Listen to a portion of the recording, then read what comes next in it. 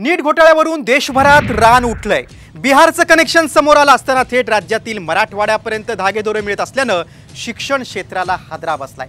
Coaching factory बनलेल्या लातूरमध्ये कसा गोरखधंदा सुरू आहे पाहूया त्यावरचा खास रिपोर्ट। नीट घोटाळ्याचा लातूर पॅटर्न।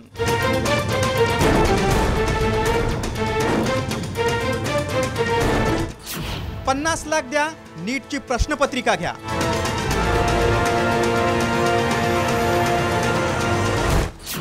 लातूरमध्ये गोरखधंदा, चौघांविरुद्ध गुन्हा।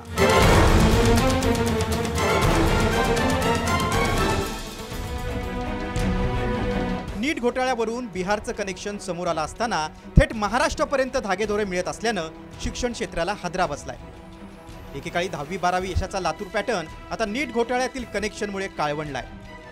लातूर कोचिंग क्लासेसची फॅक्टरी झाली आहे। नीट परीक्षेची तयारी करण्यासाठी मुले-मुली मोठ्या संख्येने इथे येतात, त्यामुळे मिनी कोटा असाही लातूरचा उल्लेख होतो।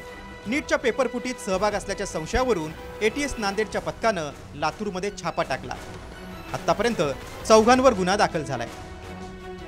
लातूरमधील शिक्षक जलील खा उमर खान पठाणला अटक केली आहे, तर दुसरा शिक्षक संजय जाधव फरार आहे। धाराशिवच्या उमरगा तालुक्यातील ITI प्रशिक्षक इरन्ना कोंगलवार आणि दिल्लीतील गंगाधर नावाच्या व्यक्तीविरोधातही गुन्हा दाखल झालाय। सरकार पक्ष या प्रकरणाचे तपासिक अंमलदार DYSP आणि माझा युक्तिवाद ऐकून मान्य न्यायालयाने तपासकामी आरोपीला दिनांक 2/7/2024 पर्यंत पोलीस कस्टडी मंजूर केलेली आहे। एटीएसच्या चौकशीत काय समोर आले ते पाहूया। लातूरचा शिक्षक जलील खा पठाणच्या मोबाईलमध्ये 12 विद्यार्थ्यांचं ॲडमिट कार्ड आढळल्याची माहिती आहे।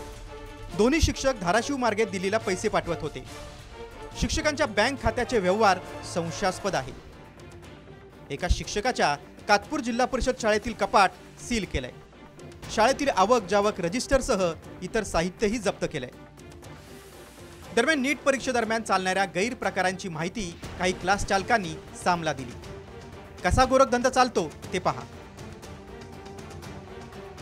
वैद्यकीय महाविद्यालयाच्या प्रवेशासाठी घेतल्या जाणाऱ्या नीट परीक्षेची संभाव्य प्रश्नपत्रिका पाहिजे असेल तर प्रत्येकी तब्बल 40 ते 50 लाख रुपये द्या अशी मागणी पालकांकडे होत आहे।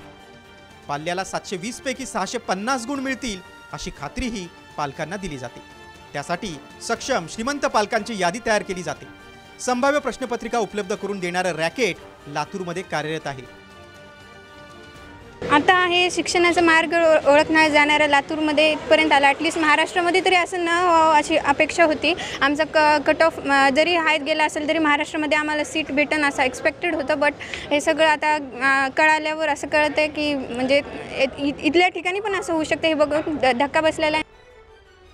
नीट घोटाळ्याचं मराठवाड्याचं कनेक्शन महाराष्ट्राच्या शिक्षण क्षेत्रासाठी धक्कादायक आहे। नीट परीक्षेत सुधारणा सुचवण्यासाठी 7 सदस्यीय उच्चस्तरीय समिती स्थापन करण्यात आली आहे। या समितीच्या सुधारणांकडे सगळ्यांचं लक्ष आहे। भावी डॉक्टर गुणवत्तेचे असतील अशी अपेक्षा करूया। लातूरहून संदीप भोसलेसह ब्युरो रिपोर्ट, साम TV न्यूज।